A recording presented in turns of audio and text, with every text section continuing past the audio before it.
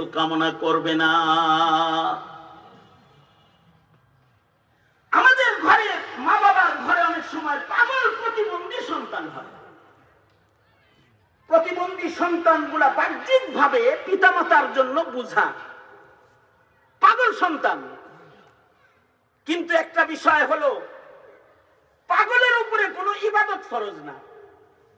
এই পাগল সন্তান যদি সারা জন্মে 1 রাকাত নামাজ না পড়ে, একটা রোজা নাও রাখে, তাও সে বিনা হিসাব জান্নাতে যাবে, কারণ সে আকল বঞ্চিত। শুধু সে একা জান্নাতে যাবে না, এই পাগলরেও যে মা বাবা আদর করে পালছে, এদেরকেও এরা আল্লাহর জান্নাতে নিয়ে যাবে।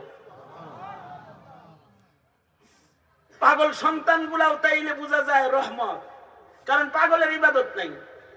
পাগলের ইবাদত নাই, এই কারণেই আমাদের দেশে পাগল অনেকে শখ করে হয়, ইচ্ছা করে পাগল সাজে, তালা শিকল জট শট গায়ে দিয়া পাগল সাজে, ন্যাংটা ঘুরা পাগল সাজে। মনে রাখতে হবে, কেউ যদি পাগল হয়ে যায় তার তো ইবাদত নাই, কিন্তু যদি কেউ পাগল সাজ ধরে তাইলে ওর ঈমান নষ্ট হয়ে যায়। লা রুহবানিয়াতা ফিল ইসলাম, এইরকম সাজা পাগল গ্রুপ যারা আছে এগুলো সব বেঈমান, সব বেঈমান, এগুলোর ঈমান নাই। কারণ ইসলামে পাগল সাজার কোনো বিধান নাই।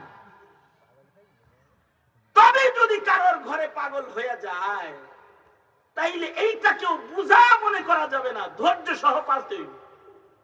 এবং যারা পাগল সন্তান লালন পালন করে, প্রতিবেশী কেউ তাদেরকে তিরস্কার করা হারাম, কবিরা গুনাহ। কারণ এই সন্তানগুলা তাদের নিয়ামত সন্তান, এরাও শাফাআতকারী হিসেবে হাসরের মাঠে দাঁড়াবে, মা বাবার জন্য এরা শাফাআত করবে। আমি এক ওয়াজ মাহফিলে গেছি, তো এক বাপে তার পাগল ছেলে লয়ে আইছে আমার দিয়ে ফুড ওয়াইবেল লেগা। আমি আমার কাছে নিয়ে আসছে, আমি তো জানি না যে পাগল, তা আমি হাত ধরে টানও দিছি। আমি টান দিছি তো ও তো আমার নাকে মুখে কয়েকটা বসায় দিছে ঠিকঠাক মতো, কারণ ও তো কোনো হুজুর চিনি না। তা আমি যখন এই ঘুষি খাইলাম, ওর বাবা একটু শর্মিন্দা হইছে যে হুজুর রে ফুদিতে ছেলেটা দিলাম, হুজুর ঘুষি খাইল। তো বাচ্চাটাকে নিরাপদে রাইখা আইসা আমার হাত ধরছে, আমার হাত ধরে কয়, হুজুর আমাকেও মাফ করে দেন, আমার বাচ্চাটাকেও মাফ করে দেন। তা আমি বললাম, আমি আপনার বাচ্চারে মাফ না করলে কি হয়েছে? কেন? আমি কই, আমি যদি মাফ নাও করি আল্লাহ ওরে মাফ করে দিছে, ওর তো আকল নাই, ও এমনি সব মাফ। তবে আপনি যেহেতু বাবা, আপনার কানে ছোট্ট করে আমি একটা কথা বলতেছি, সেটা হলো এইটা আল্লাহর একটা পরীক্ষা আপনার উপরে, যে আপনাকে একটা পাগল সন্তান আল্লাহ দান করছে। এইটাকে ধৈর্য সহকারে পাইলেন, বিরক্ত হয়েন না, এই সন্তান আপনার শাফাআতের কারণ হবে। এই কথাটা যখন বলছি, মানে কান্নায় বেহুশে আমার বুকের উপরে পড়ে গেছে একেবারে।